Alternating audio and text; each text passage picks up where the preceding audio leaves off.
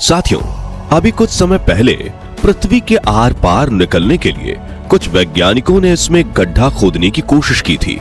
वो देखना चाहते थे कि क्या गड्ढा बनाकर पृथ्वी के आर पार जाया जा सकता है, मगर वो इस गड्ढे को सिर्फ 12.26 किलोमीटर तक ही खोद पाए, क्योंकि इस गहराई में जाने पर उनका सामना एक ऐसी चीज से हुआ कि उन वैज्ञानिकों ने यह प्रोजेक्ट हमेशा हमेशा के लिए ही बंद कर दिया।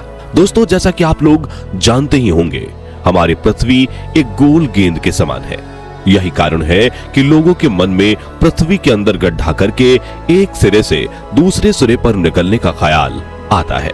वैज्ञानिक ऐसा बताते हैं कि अगर हम किसी तरह धरती में 12,000 किलोमीटर गहरा एक बिल्कुल सीधा गड्ढा खोद लें तो हम पृथ्वी के एक सिरे से घुसकर दूसरे सिरे से बाहर निकल जाएंगे। अब ऐसा करने की कोशिश तो बहुत लोग कर चुके हैं, लेकिन आज तक कोई भी इसमें कामयाब नहीं हो पाया है। इसकी वजह यह है कि हम इंसान पृथ्वी की ऊपरी दुनिया जैसे जंगल, पहाड़, झरने, नदी और समुद्र वगैरह के बारे में तो बहुत अच्छे से जानते हैं, लेकिन हमारे इस धरती के नीचे क्या है और पृथ्वी के अंदर की दुनिया कैसी है, इसका हमें कोई अंदाजा नहीं है। क्या आपके मन में भी इस तरह के सवाल उठते हैं? अगर हां, तो ये वीडियो आप ही के लिए है, क्योंकि आज हम आपको पृथ्वी के अंदर मौजूद उस रहस्यमयी मंजर से रूबरू कराने जा रहे हैं जो आपने आज से पहले कभी नहीं देखी होगी। साथ ही आपको ये भी बताएंगे कि आज इतनी एडवांस तकनीक होते हुए भी इंसान आज तक पृथ्वी के आर पार कोई गड्ढा क्यों नहीं खोद पाया है। इसलिए वीडियो को अंत तक जरूर देखेगा। साथ ही अगर आप चैनल पर नए हैं तो ऐसी ही नॉलेजेबल वीडियोस देखने के लिए सब्सक्राइब करना बिल्कुल भी ना भूलें।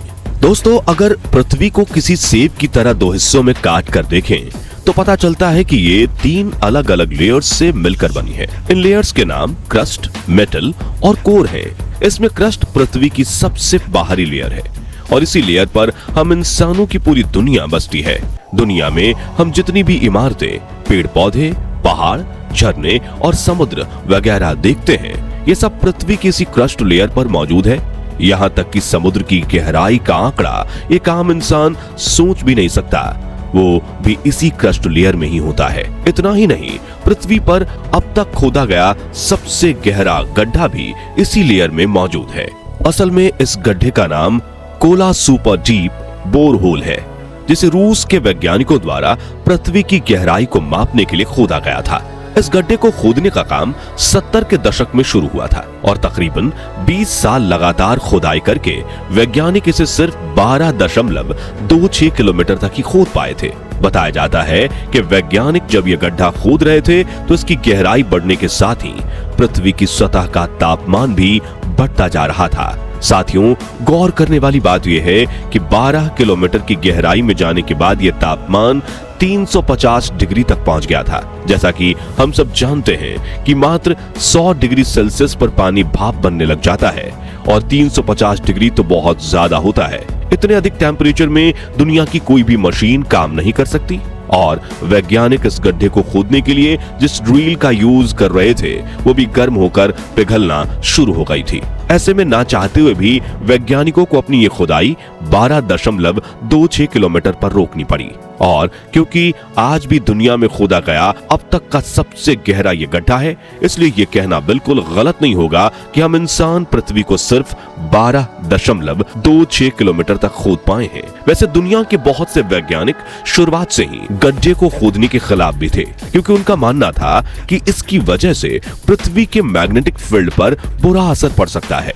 दरअसल वैज्ञानिक ऐसा मानते हैं कि पृथ्वी का मैग्नेटिक फील्ड उसके सेंटर यानी कोर वाले एरिया से ही उत्पन्न होता है।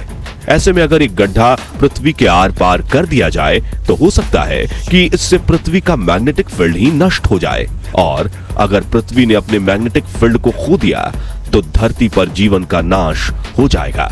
साथ ही पृथ्वी भी सौर मंडल के उन दूसरे बेजान ग्रहों की तरह हो जाएगी जहां जीवन की कल्पना भी नहीं की जा सकती है। इसके बावजूद भी वैज्ञानिकों ने इस गड्ढे को खोदने का रिस्क उठाया। हालांकि वो इसे पूरी तरह खोदने में कामयाब नहीं हो सके। पृथ्वी से आर पार होना तो दूर की बात, वैज्ञानिक इस गड्ढे को पृथ्वी की बाहरी लेयर यानी क्रस्ट के नीचे भी नहीं ले जा पाए। असल में वैज्ञानिक बताते हैं कि पृथ्वी की बाहरी लेयर क्रस्ट जिस पर पूरी दुनिया बसती है, उसकी औसतन मोटाई महाद्वीप यानी धरती से 35 किलोमीटर और समुद्र तल से 10 किलोमीटर के आसपास है।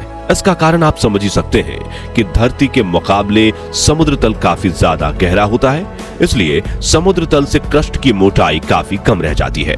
साथ ही वैज्ञानिक ऐसा बताते हैं कि समुद्री क्रस्ट की तुलना में महाद्वीपीय क्रस्ट काफी ज्यादा ओल्ड यानी अरबों खरबों साल पुरानी है। जानकारी के लिए बता दें कि क्रस्ट के अंदरूनी भाग का तापमान 500 से 1000 डिग्री सेल्सियस के बीच रहता है और पृथ्वी पर आने वाले भूकंप के लिए भी यही लेयर जिम्मेदार होती है। धरती के अंदर क्रस्ट लेयर के खत्म होने के बाद शुरू होती है इसकी दूसरी लेयर, जिसे मेंटल के नाम से जाना जाता है। यानी ये लेयर पृथ्वी के कोर और क्रस्ट के बीच में मौजूद होती है। मेंटल पृथ्वी की सबसे मोटी लेयर है, जो क्रस्ट लेयर के खत्म होने पर यानी धरती की गहराई में 35 किलोमीटर से शुरू होकर 3000 किलोमीटर तक जाती है। अगर आसान शब्दों में कहें तो मेंटल लेयर की मोटाई 2900 किलोमीटर के आसपास होती है। ये लेयर टेक्टोनिक प्लेटों के खिसकने में, ज्वालामुखीय गतिविधियों के होने में और पृथ्वी के मैग्नेटिक फील्ड के साथ इसकी सतह को आकार देने वाले डायनामिक प्रोसेस में एक बहुत अहम भूमिका निभाती है। इसके कार्य करने की प्रक्रिया को बेहद तरीके से समझाने के लिए हम इसके दो अहम हिस्सों के बारे में बताते हैं, जिन्हें लिथोस्फीयर और एंथोस्फीयर के नाम से जाना जाता है। लिथोस्फीयर की बात करें तो ये मेटल लेयर के सबसे ऊपरी हिस्से का पार्ट होता है। इसकी वजह से ही पर्वतों का निर्माण होता है। अचानक महसूस होने वाले भूकंप इसके कारण ही आते हैं और पृथ्वी की सतह को आकार देने में भी ये महत्वपूर्ण भूमिका निभाता है। अब एंथोस्फीयर की बात करें तो ये मेटल लेयर में लिथोस्फीयर के नीचे आंशिक रूप से पिघला हुआ फ्लेक्सिबल सा हिस्सा होता है। इसका निर्माण गर्म और अर्ध ईंधन युक्त चट्टानों से होता है। जानकारी के लिए बता दें कि मेटल लेयर के अंदर मौजूद टेक्टोनिक प्लेट्स में होने वाली हलचल के लिए यही एंथोस्फीयर जिम्मेदार होता है। दोस्तों, अब पृथ्वी की और ज्यादा गहराई में अगर हम जाएं तो मेटल के बाद बारी आती है इसकी आखिरी लेयर यानी कि कोर की।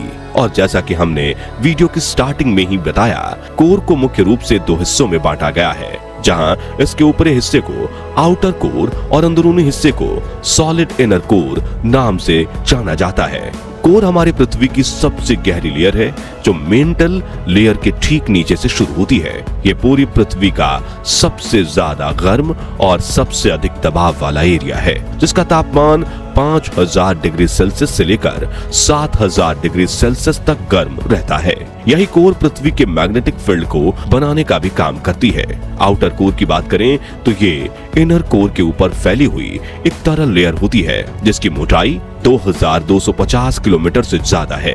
ये लेयर तरल लोहे और निकल जैसे धातुओं से मिलकर बनी है, जिसका तापमान 4500 से 5500 डिग्री सेल्सियस के बीच रहता है। इसके बाद अब अंत में बारी आती है सॉलिड इनर कोर की, जो आउटर कोर के ठीक नीचे मौजूद होती है। इनर कोर पृथ्वी के केंद्र में मौजूद इसका सबसे ज्यादा अंदरूनी और गर्म हिस्सा है। आपको जानकर हैरानी होगी कि पृथ्वी के इस हिस्से का तापमान 7000 डिग्री सेल्सियस तक पहुंच जाता है। और इससे भी ज्यादा आश्चर्य की बात तो यह है कि इतना अधिक तापमान होने के बावजूद भी कोर का यह हिस्सा हमेशा सॉलिड ही बना रहता है, जबकि आउटर कोर की तरह ये भी लोहे और निकल से बना होता है, ना कि किसी दूसरी धातु से। अब ऐसा कैसे मुमकिन हो पाता है, इस पर वैज्ञानिक आज भी रिसर्च कर रहे हैं। वैसे वैज्ञानिकों का नाम सुनकर आपके मन में यह सवाल जरूर आ रहा होगा कि अगर इंसान आज तक पृथ्वी में 12 किलोमीटर से गहरा गड्ढा नहीं खोद पाए हैं, तो वैज्ञानिकों को कैसे पता चला कि पृथ्वी के अंदर क्या है, ये लेयर्स किन चीजों से बनी हैं और इनका तापमान कितना है। आपका ऐसा सोचना एकदम सही है, क्योंकि ये जानकारी हासिल करने के लिए ना तो कोई वैज्ञानिक पृथ्वी की कोर तक गया है और न ही आज तक किसी उपकरण को वहां भेजा जा सका है। असल में इसका जवाब है है सेस्मिक वेव्स। जानकारी के लिए बता दें कि सेस्मिक वेव्स ऐसी वाइब्रेशंस होती हैं जो भूकंप के आने और ज्वालामुखी फटने के जैसे वो वैज्ञानिक घटनाओं के दौरान बनने वाली एनर्जी के दौरान पृथ्वी से उत्पन्न होती हैं। इन्हीं सेस्मिक वेव्स के डेटा को स्टडी करके हमारे वैज्ञानिकों को पृथ्वी के अंदरूनी हिस्से की जानकारी मिलती है और इसी जानकारी के आधार पर वैज्ञानिक ये अनुमान लगाते हैं कि हमारी पृथ्वी के अंदर कितनी गहराई में कौन कौन सी लेयर्स मौजूद है, इनकी मोटाई कितनी है और इनका तापमान व नेचर क्या है। वैसे आप लोगों को क्या लगता है, हम इंसान कभी पृथ्वी के आर पार जाने का रास्ता बना पाएंगे या नहीं? कमेंट करके अपनी राय जरूर शेयर करें।